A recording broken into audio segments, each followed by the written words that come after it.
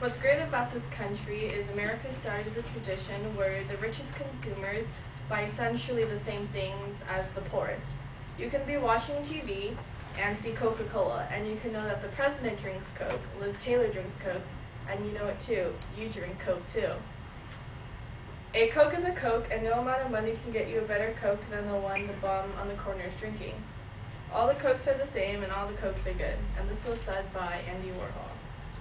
So I'll be talking about a well-known as well as delicious drink called Coca-Cola. I'm sure everyone has either drank, heard, or seen this drink because it's everywhere. And I've been researching about this product for a couple of weeks, and I've been drinking it for many years, so that's why I've been inspired to write this speech. So today I'll be discussing the history of Coca-Cola, how it was created, then marketing.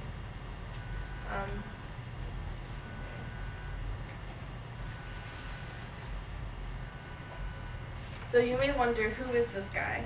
Well, he's Dr. John Pemberton, who was the inventor of Coca-Cola.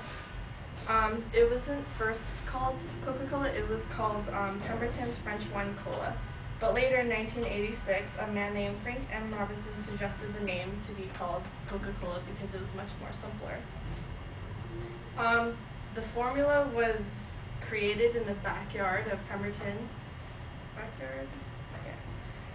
It was marketed as a tonic, which is like a remedy, until 1905 because it contained cocaine and the rich caffeine cola nut.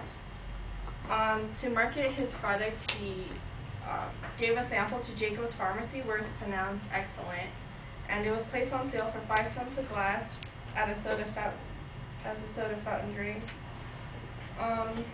It was teamed up with carbonated water to make this drink.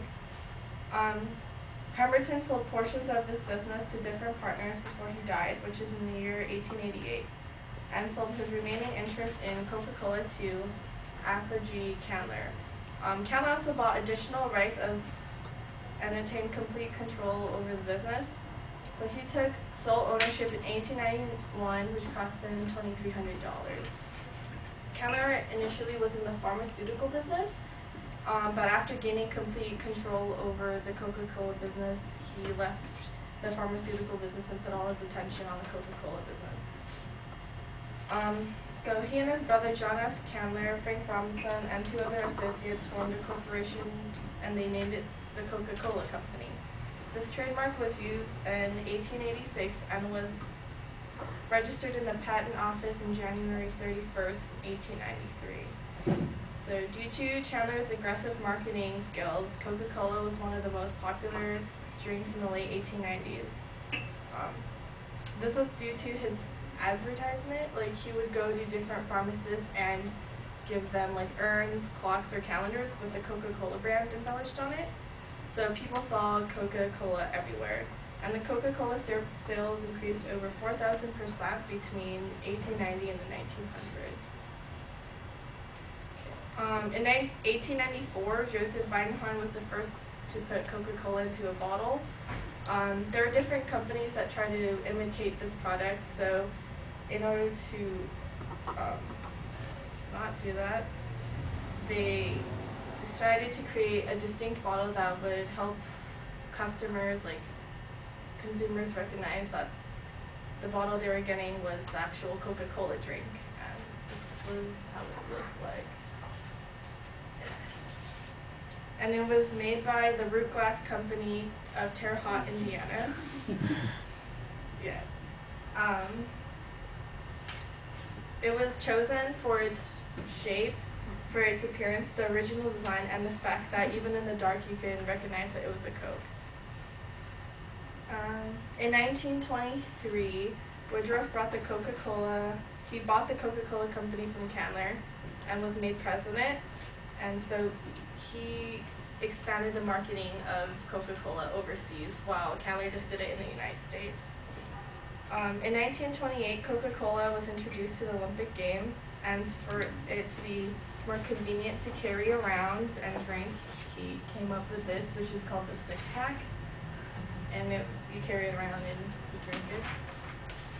And When America entered World War II, General Dwight D. Eisenhower requested a shipment of materials for 10 bottling plants to be made overseas. But after peace was made, like from the war, foundations for Coca-Cola were made to do business.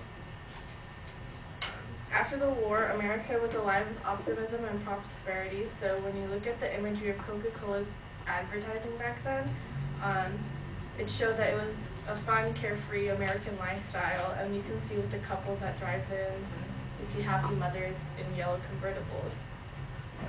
The Coca-Cola company decided to expand with new flavors such as Fanta, Sprite, Fresca, and Tabby.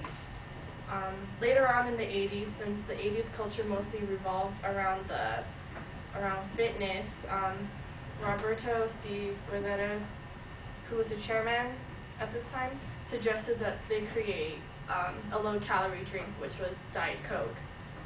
People liked it because, you know, it was a fad back then. In 1985, Coke goes to space. It was the first soft drink to go to space, and that was like a advertisement, like a picture for it. And yeah, different companies teamed up with Coca-Cola, such as Powerade, Koo, which is a children's fruit drink, and Dasani bottled water. The company's brand expanded in India and Peru, and in Peru it's called like Inca Cola. And by 1997, 1 billion products were sold every day. So where's Coca-Cola now, you may ask? Well, now 1.4 beverages are sold a day, opposed to only 9 from when it first began. And it's been around for many decades, and it's selling products that is affordable to everyone, and the quality of it has not changed.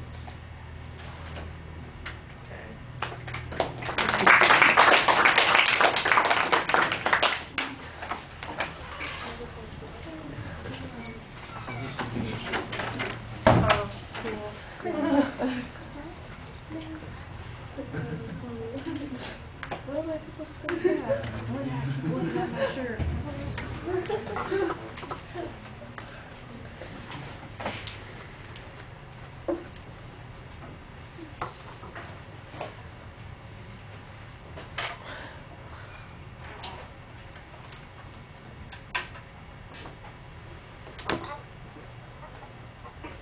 All right, so Jimena, what did you think?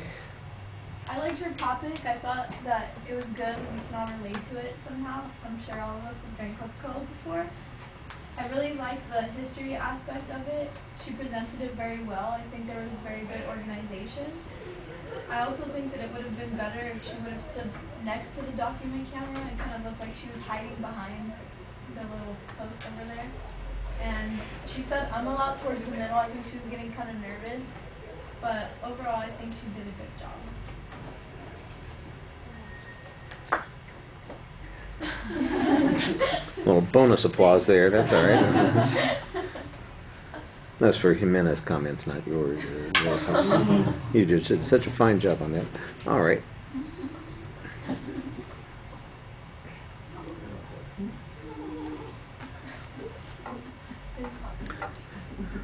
All right, I like the quote that you have at the beginning quite a lot. I think it works really well. You need to, we know where you're going generally with the topic. Although, as I'm listening to the speech, it seems to me that it's more an historical review than I was originally expecting. And so, as a consequence, I'm not sure that your preview kind of matches up with the structure of the speech. Now, the structure of the speech is very easy to follow because it's all kind of chronological, although you do skip from several sections, and it just seems to be anecdotal that we have particular periods of time that you pick out. And I thought that you needed a little bit more development on a couple of those points. For instance, the whole thing about the advertising process and how that got that into the pharmacies, and how the branding really created an awareness. I think that that's something that needed a lot more development. And then there's a section where you mention Diet Coke, but it's basically in passing, and there's not really much detail on that. and I thought that that was a little bit awkward. The visuals are fine. I appreciated the little touch of humor that you had on each of the things that you presented. You know, we got the original gangster, and we got you know, who am I? That's fun. That adds a little bit of charm to the presentation.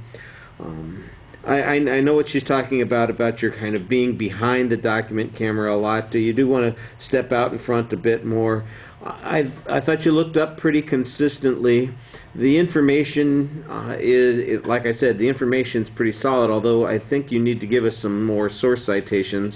It sounds a little bit like the press release from Coca-Cola, and I think if you did some additional research, you want to make sure that we know that that's the case. I'm surprised we didn't get a reference to the earlier speech that we had this week, kiddo. You know, the dark side of Coke.